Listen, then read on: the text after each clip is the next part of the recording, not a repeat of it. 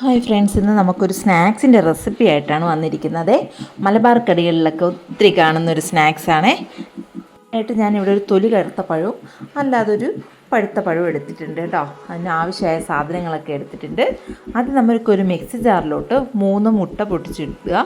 അതിലേക്ക് പഞ്ചസാര 2 സ്പൂൺ പഞ്ചസാരയും ഫ്ലേവറിനായിട്ട് 2 ഏലക്കയുടെ സീഡ് മാത്രം, തൊലി ഇടണ്ട കേട്ടോ. എന്നിട്ട് നമുക്ക് നല്ല മിക്സിയിലിട്ട് നല്ല രീതിയിലൊന്ന് അടിച്ചെടുക്കാം. അത് അടിച്ചെടുത്തതിന് ശേഷം നമുക്കൊരു ബൗളിലോട്ടാക്കി കൊടുക്കുക. അതേസമയം നമുക്ക് പഴം ഉണ്ടല്ലോ, 2 പഴം ഉണ്ടല്ലോ, അത് നമുക്ക് കട്ട് ചെയ്ത് മാറ്റി വെച്ച് ഒരു ചെറിയ പീസായിട്ട് കട്ട് ചെയ്ത് മാറ്റി വെച്ച് കൊടുക്കുക. നമുക്കൊരു പാൻ വെച്ച് കൊടുക്കുക. അതിലേക്ക് നെയ്യ് ഒഴിച്ചു കൊടുക്കുക. എന്നിട്ട് ഈ പഴം ഉണ്ടല്ലോ, പഴുത്തതും കുറച്ച് പഴുപ്പുള്ളതും കൂടെ ഞാൻ മിക്സ് ചെയ്താണ് എടുത്തിട്ടുള്ളത് കേട്ടോ. അപ്പം നല്ല രീതിയിലൊന്ന് നെയ്യിലിട്ട് വരട്ടിയെടുക്കുക കേട്ടോ. എന്നിട്ട് ഈ വരട്ടുന്ന സമയം കുറച്ച് പഞ്ചസാരയും കൂടി ഇതിലോട്ട് ആഡ് ചെയ്ത് കൊടുക്കുക കേട്ടോ. എന്നിട്ട് നല്ല രീതിയിൽ വരട്ടി നമുക്ക് തണുക്കാനായിട്ട് മാറ്റി വെച്ച് കൊടുക്കാം. മലബാർ കടികളിൽ എൻ്റെ ഫേവറേറ്റ് സ്നാക്സ് ആണ് കേട്ടോ ഇത്, നമ്മുടെ കായ്പോള. കായ്പോള എല്ലാവർക്കും ഇഷ്ടമാണോ എന്ന് എനിക്കറിയത്തില്ല, പക്ഷേ എനിക്ക് ഒരുപാട് ഇഷ്ടമാണ് കേട്ടോ.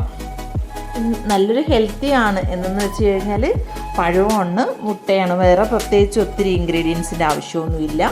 അപ്പം നമുക്ക് ഈ മിക്സ് തണുത്തതിന്, ഈ പഴത്തിൻ്റെ മിക്സ് തണുത്തതിന് ശേഷം നമുക്ക് ഈ മുട്ട അടിച്ച് വെച്ചിരിക്കുന്നില്ലേ, അതിലോട്ട് ആഡ് ചെയ്ത് എല്ലാം കൂടി നല്ല രീതിയിലൊന്ന് യോജിപ്പിച്ചെടുക്കാം. സിമ്പിളാണ് കേട്ടോ. അപ്പോൾ എല്ലാവരും ഒന്ന് ട്രൈ ചെയ്ത് നോക്കുക. വീഡിയോ ഇഷ്ടമായാൽ ലൈക്ക് ചെയ്യുക, ചാനലും കൂടി ഒന്ന് സപ്പോർട്ട് ചെയ്യുക. നമ്മുടെ ഈ റെസിപ്പി ഇഷ്ടമായാൽ ഉറപ്പായിട്ട് ഫാമിലിയിലും റിലേറ്റീവ്സിനും ഒക്കെ ഒന്ന് ഷെയർ ചെയ്ത് കൊടുക്കുക. എന്നിട്ട് നമുക്കൊരു പാനിലോട്ട് കാഷ്യൂനട്ടും ഉണക്ക മുന്തിരിയും കൂടി ആഡ് ചെയ്ത് ഒന്ന് വറുത്ത് നമുക്ക് മാറ്റി വെച്ച് കൊടുക്കാം.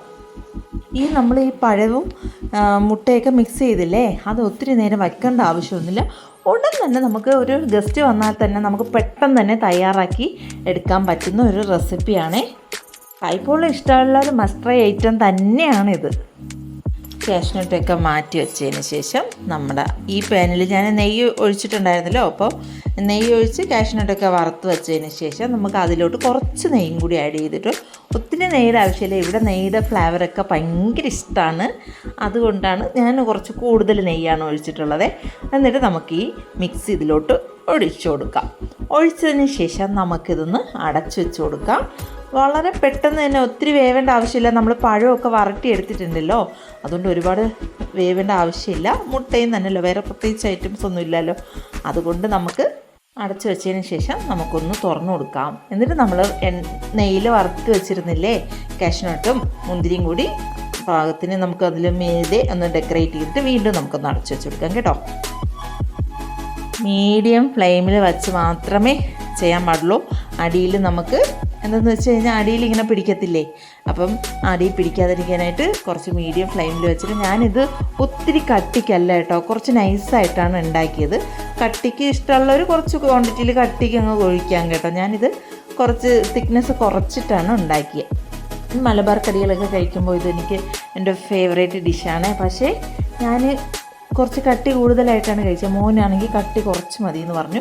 അങ്ങനെ തന്നെയാണ് ഞാൻ കട്ടി കുറച്ച് ഉണ്ടാക്കി. വീഡിയോ ഇഷ്ടമായി ലൈക്ക് ചെയ്യുക, ഷെയർ ചെയ്യുക. നമുക്ക് അടുത്ത വീഡിയോ ആയിട്ട് കാണാം കേട്ടോ. Tata, bye bye, see U.